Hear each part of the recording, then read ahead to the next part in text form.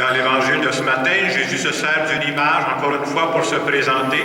Il va dire, « Je suis le bon pasteur qui prend soin de mes brebis. » C'est une image pour nous faire comprendre quel est son rôle dans notre vie.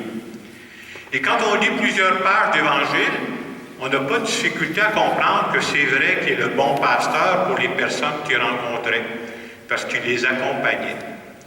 Mais le danger, vous savez, c'est de parler de Jésus, bon pasteur, au passé. Bien, si c'est juste une histoire passée, je n'ai pas besoin de lui. Et nous, dans notre foi, c'est ce qu'on célèbre d'une façon spéciale dans les dimanches de Pâques, on croit qu'il est ressuscité, qu'il est vivant parmi nous, qu'il nous parle, qu'il y a quelque chose à nous dire. On croit qu'il est un bon pasteur pour nous. Puis on nous dit qu'un bon pasteur, ça connaît ses brebis. Moi, je dis, là, dans ma foi, je suis convaincu de ça, il nous connaît tous par notre petit nom. Là.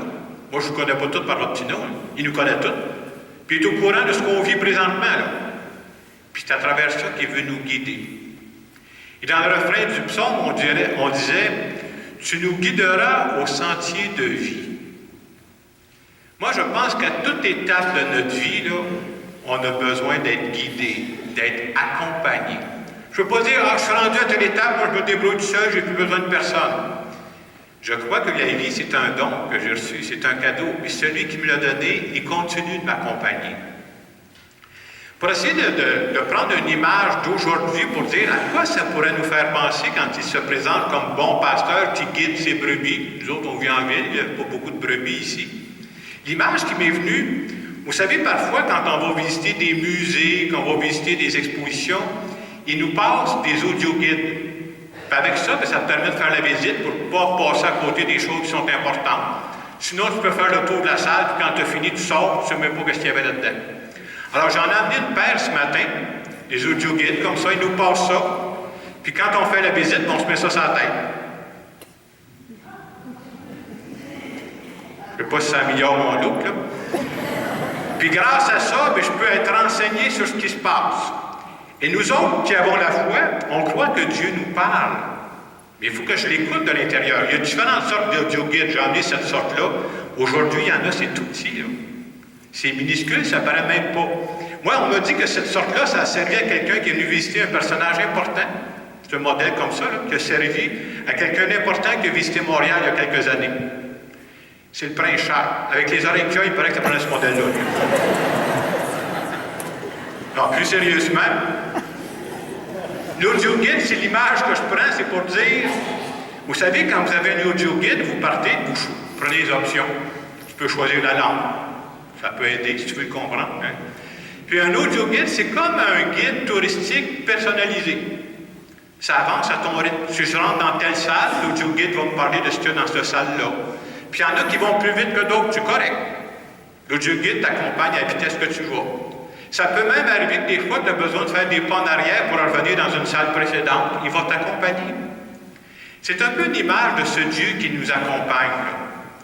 Puis vous savez, vous pouvez faire la même visite, pour faire la visite d'un musée ou d'une exposition, tu n'es pas obligé de prendre l'audio-guide. Puis ça paraît, hein? Il y en a qui font la visite, là, ils rentrent puis ils sortent. Qu'est-ce qu'il y avait? Ben, il y avait une exposition. Mais les détails, ils ne savent rien de ça. Si je prends l'audio-guide, ça risque que ma visite va être beaucoup plus enrichissante.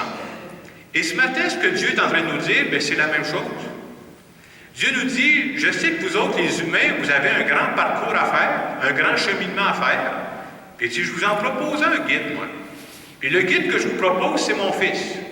Puis je l'ai envoyé sur terre, puis c'est pour ça que vous lisez des pages d'Évangile pour dire, hey, comment il vivait, lui? Comment il s'y prenait?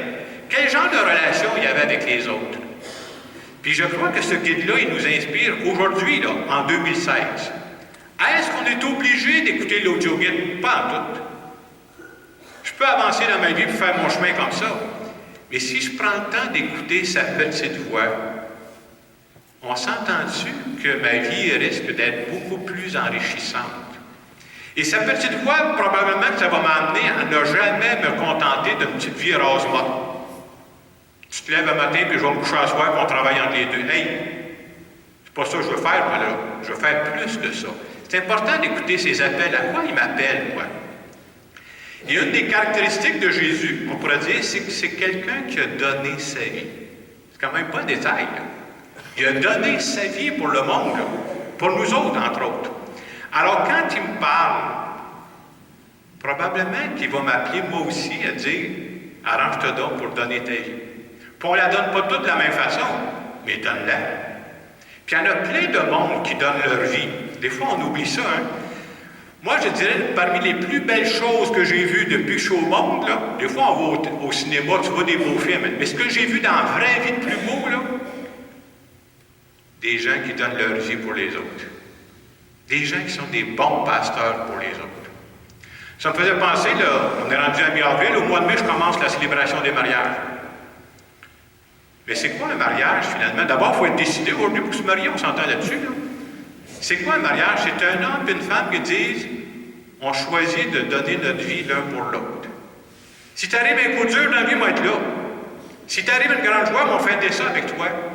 De savoir qu'il y a quelqu'un qui devient pour moi là, comme un bon pasteur. On devient bon pasteur l'un pour l'autre. C'est beau.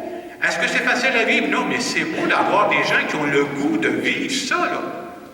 Je pensais à d'autres personnes qui sont des bons pasteurs, mais on n'entend jamais parler de ça. Ben non, ça se passe dans le fin fond des maisons, là. Je pensais à des gens qui prennent soin de leurs vieux parents malades. Hey, ça, c'est une façon d'être bon pasteur. Ou je pensais à d'autres personnes qui vivent avec un enfant malade, un enfant handicapé. Hey, vous pensez qu'est-ce que ça suppose? Hey, c'est des gens qui donnent leur vie, cela. Ça en est ça des bons pasteurs, là. Je pensais aussi à des infirmières, je pensais à des professeurs qui ont le souci des personnes qui leur sont confiées. À ce moment-là, c'est plus juste un job, c'est pas vrai, là. C'est des gens qui sont en train de donner leur vie. C'est des gens qui deviennent de bons pasteurs à leur façon. Et on pourrait ajouter, puis je le crois sincèrement, quand est-ce qu'une vie est belle? Une vie est belle quand elle est donnée. Et c'est à nous autres de trouver notre façon de la donner. Puis si je veux être triste, je sais ce que je vais faire. Je vais m'enfermer chez nous, je vais me bercer, puis je ne sortirai pas. J'empêche la vie de circuler. Je ne serai jamais heureux là-dedans. Et la bonne nouvelle de ce dimanche où on nous parle du bon pasteur, c'est que le bon pasteur, ce n'est pas réservé à une personne ou l'autre. C'est pour tout le monde. On est tous appelés sans exception à être des bons pasteurs. Et comment je traduirais ça? Le jour où je crois ça, je crois que Dieu m'a confié une garde rapprochée.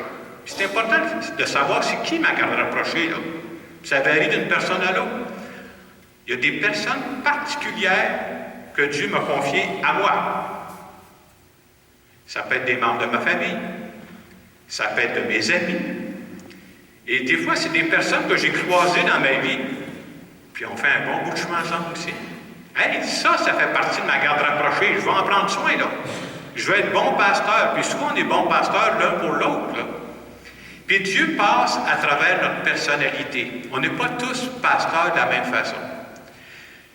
Il y a des personnes qui sont calmes, mais probablement que Dieu va passer par ces personnes calmes-là pour pacifier l'entourage. Tu sais, quand il y en a qui sont sur le gros nerf, c'est bon qu'il y en ait un qui soit calme de temps en temps.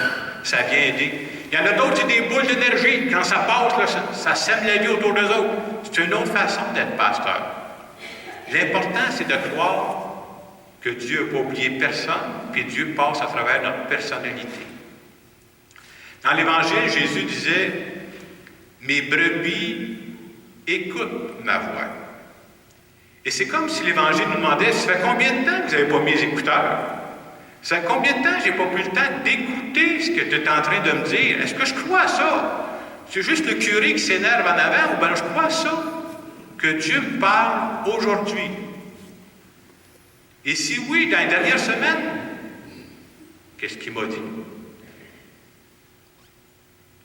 Dieu me parle à travers des personnes que je rencontre. Dieu me parle à travers des événements. Dieu sait, j'ai des projets, j'espère que vous en avez vous autres ici. Moi, j'ai des projets, j'espère que ça va marcher, là. Il me parle. S'il y a un projet qui m'habite comme ça, c'est lui qui est en train de me parler. Dieu sait aussi des peurs qu'on a, et il me parle à travers ça. Je vous donne des exemples. Quelqu'un qui me disait « Hey, moi, depuis 3 mois, je suis devenu grand-mère. » Bien, je cherche pas, là. C'est à travers ça que Dieu te parle. Je cherche pas ailleurs, c'est sûr que c'est là. Ou quelqu'un d'autre va dire « Bien, moi, mon conjoint, ma conjointe est tombée malade. » Bien, je cherche pas. C'est sûr. C'est là-dedans que Dieu te parle présentement. Ou quelqu'un dit, moi, il y a un changement important dans mon travail. Mais c'est là-dedans que Dieu est en train de te façonner, puis il est en train de te dire quelque chose. Qu'est-ce qu'il dit? Je ne sais pas. Écoute-les. Mais ça vaut la peine de l'écouter, parce que on pense trop souvent que Dieu nous parle seulement quand je suis à genoux, puis à la tête à midi moins 5. Pas bien que ça marche, là. Oui, c'est important de prendre le temps de s'arrêter comme on le fait ce matin, mais pour écouter ce qu'il me dit, parce que la vie tourne tellement vite, qu'est-ce qu'il me dit dans les dernières semaines? À travers quand je mets les écouteurs, puis je ne passe pas mon temps à écouter juste les voix extérieures, de quoi ça parle en dedans? Quels sont les sujets qui me reviennent dans la tête, là? C'est là qu'il faut l'attraper, c'est là où il faut le saisir. Alors ce matin, la bonne nouvelle, c'est que nous croyons que dans la vie, nous autres, on n'est pas abandonnés. On est accompagnés. Et quand je vis quelque chose d'important, une belle joie, ça vaut la peine d'écouter l'audio-guide. Quand ça brasse dans ma vie, là, ça vaut la peine d'écouter aussi. Et ce matin, en continuant cette célébration, je vais vous laisser un moment de silence. Je n'ai pas amené des écouteurs pour tout le monde. Là. On devrait tous se mettre des écouteurs pour dire « C'est plus le curé que je vais entendre, c'est pas ça qui est important. J'aimerais entendre qu'est-ce que tu es en train de me dire à l'intérieur. » Et pendant la semaine aussi, donner des moments, il commence à faire beau. Là. Je prends du temps de faire silence. C'est dans ce temps-là, je peux dire « Qu'est-ce que tu es en train de me dire à travers ce que je vis présentement? » Je vous laisse quelques instants pour l'écouter.